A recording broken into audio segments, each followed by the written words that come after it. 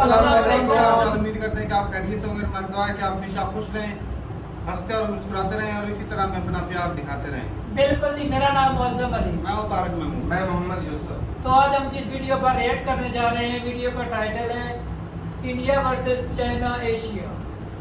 तो भाई साहब, इंडिया और चाइना का कंपैरिजन किया जा रहा है। देखते हैं कि क्या है कि इंडिया किस चीज़ में चाइना को पीछे छोड़ रहा है। वीडियो देखते हैं और अपना रिव्यू पर देंगे। कौन और करते हैं जी?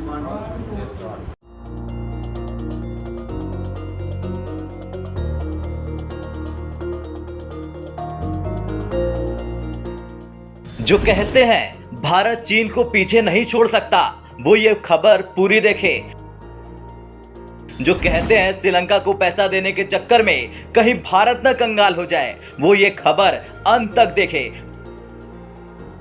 जो कहते हैं भारत की विकास दर इस बार कम रहेगी, वो ये खबर जरूर देखें। 2022 की शुरुआत से ही दुनिया भर में कुछ ना कुछ संकट पसरा हुआ है। इस साल जहां ओमिक्रॉन के तौर पर कोरोना की तीसरी लहर ने दस्तक दी, तो फरवरी आते आते यूक्रेन पर रूस के हमले ने दुनिया को मंदी के साए में लाकर खड़ा कर दिया। हालांकि भारत अपनी घरेलू पैदावार के दम पर दुनिया के बाकी मुल्कों के मुकाबले महंगाई से लड़ने में कामयाब रहा, मंदी के खतरे से भी कहीं दूर खड़ा रहा। ब्लूमबर्ग और एसबीआई रिसर्च की रिपोर्ट में भारत को मंदी के खतरे से सुरक्षित करार दिया गया। भारत अब दुनिया भर के तरक्की करने वाले देशों की रेस में काफी आगे निकलने के लिए तैयार खड़ा है। दुनिया की दूसरी सबसे बड़ी अर्थव्यवस्था चीन से भी तेज रफ्तार से तरक्की करने के संकेत भारतीय अर्थव्यवस्था दे रही है। मॉर्गन स्टैनली के इकोनॉमिस्ट के मुताबिक मॉर्गन स्टैनली की हालिया रिपोर्ट में अनुमान लगाया गया है कि 2022-23 में भारत एशिया का सबसे मजबूत अर्थव्यवस्था के तौर पर उभर सकता है। भारत की तरक्की की सबसे बड़ी वजह है घरेलू डिमांड। भारत में होने वाले ज्यादातर सामान का उत्पादन घरेलू बाजारों में ही खप जाता है। इसका अंदाजा कार बाजार को देखकर आसानी से लगाया जा सकता है। पहले से अनुमान था कि इसी साल कारों की बिक्री रिकॉर्ड तोड़ेगी, लेकिन जो आंकड़े सामने आए वे अनुमान से भी अधिक थे। अब नए अनुमान के मुताबिक कारों की बिक्री पिछले अनुमान से भी 25 लाख ज्यादा हो सकती है। इसमें कार, यूवी और वैन की कुल बिक्री 2022 में 36 से 37 लाख होने का अनुमान है। ये आंकड़ा 2021 के मुकाबले 17 से 20% ज्यादा है। यही नहीं, अगर अगस्त से नवंबर के दौरान की बात करें तो 13 लाख कारों की बिक्री के आसार हैं। इससे ऑटो कंपनियों को 1 लाख करोड़ का टर्नओवर हासिल हो सकता है। तो वहीं आंकड़ों की बात करें तो मॉर्गन स्टैनली ने अनुमान जताया है कि 2022-23 में भारत की औसत विकास दर 7% रह सकती है। एशियाई विकास दर में इसका योगदान 28% होगा और वैश्विक विकास दर में भारत की भागीदारी 22% होगी। खैर, रिपोर्ट से यह साफ हो गया कि भारत कोरोना महामारी से उभरते हुए पेंट अप डिमांड यानी रुकी हुई मांग के दम पर 10 साल की सबसे तेज ग्रोथ दर्ज करेगा। पेंट अप डिमांड की वजह से ही भारत में कारों समेत कई तरह के सामानों की बिक्री इस बार नए रिकॉर्ड कायम कर सकती है। यही वजह है कि कारों की बिक्री का अनुमान पहले के मुकाबले 25 लाख बढ़ गया है। ब्यूरो रिपोर्ट, भारत तक।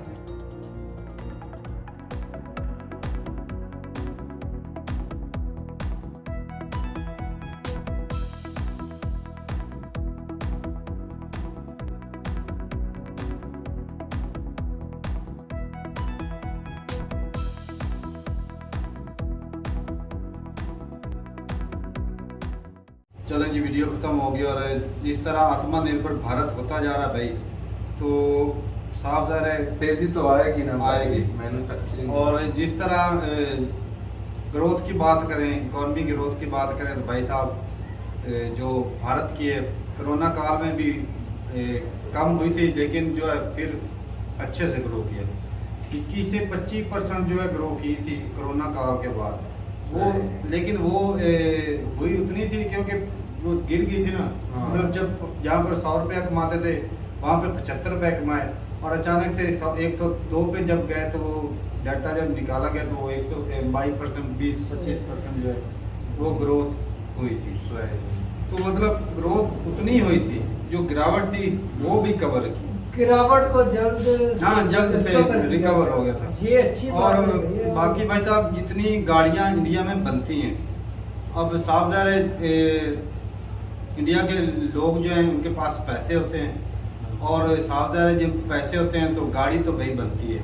सही। और इंडिया के जो बहुत सारे तकरीबन जिस तरह यूरोपियन कंट्री में या अमेरिका में अक्सर मजदूरों के पास भी गाड़ियाँ होती है ना, तो एक दिन ये जिस स्पीड से चल रहा है ना इंडिया, एक दिन ये 1-2 साल कहो ना, नहीं 2 साल तो नहीं, नहीं। क्योंकि पॉपुलेशन बहुत बड़ी है और बहुत भाई सारे तो ऐसे तेजी भी तो आ रही है तेजी ना। आ रही है, लेकिन ये है ना भाई तेजी साहब, भी तो आ रही है। वो अभी ये डेवलपिंग कंट्री है, अभी डेवलप नहीं हुआ ये बात है। और मतलब कि उसको चाइना को अभी पीछे छोड़ा नहीं, रेस में है। छोड़ सकता है। उस रेस में शामिल हो हाँ, गया दूसरे लेकिन country ये है कि आने वाले 10-20 सालों में हो सकता है कि तकरीबन हर घर के पास कार हो, और जिस तरह कारें बनाई जा रही हैं इंडिया में, एक तो सस्ती भी मिल जाती है और अच्छी भी मिल जाती है। सबसे बड़ी बात तो ये है, हमारे पास तो भाई हम गाड़ियाँ इंपोर्ट करते हैं, बाहर के कंट्री से डॉलर देते हैं, फिर गाड़ी भी मिलती रहते है, हैं इधर तो लोग। और भाई इतनी महंगी गाड़ियाँ मिलती है, उसके ऊपर जो और एक और टैक्स बात, जो भी इतनी पुरानी गाड़ियां हमारे यहाँ अभी भी मौजूद है, जिसको रिपेयरिंग वगैरह करके ना रिपेयर उपेयर करके भाई इस्तेमाल में गुजारा लाया। कर रहे हैं। सही बात है। और भाई अच्छा है, इंडिया में जिस तरह ग्रोथ हो रही है, लोगों के पास पैसा बढ़ रहा है, गाड़ियाँ ज़्यादा बिक्री हो रही है, और जिस तरह बड़े शहरों में दिल्ली मुंबई में वो रूल है कि 10 साल के 10 से 15 साल उसके बाद गाड़ी नहीं चला सकते, तो इसकी वजह से भी लोग जो है वो पुरानी गाड़ी, हर साल कई गाड़ियाँ तो रिटायर हो जाती है भाई, तो वो भी है कि बंदे वो साल नई गाड़ियाँ खरीदते हैं। अब ज्यादातर जो इलेक्ट्रिक व्हीकल की तरफ रुझान हाँ। लोगों का है, ऐसे ही उसको है, तरजीह ज्यादा दी जा रही है। ये भी है। और बाकी भाई आस्ता आस्ता होगा, जिस तरह वो इथेनॉल का इस्तेमाल होगा, अभी थोड़ा कम है, फिर आस्ता आस्ता बढ़ाएंगे, मुकम्मल तौर पर भी हो जाएगा एक दिन। तो ठीक है भाई, गाड़ियों के मामले में तो इंडिया आगे जा रहा है। अब आस्ता आस्ता दूसरी चीज़ों में भी इंडिया आगे जा रहा है, काफ़ी चीज़ों में, क्योंकि होली दिवाली के त्योहारों पर भी इंडिया जो है वो कहता है कि भाई जो मेड इन इंडिया चीज़ें हैं हाँ, वही खरीदो, मेड इन चाइना जो है इसको बाइकआउट करो। और मोबाइल का नहीं देखा हाँ।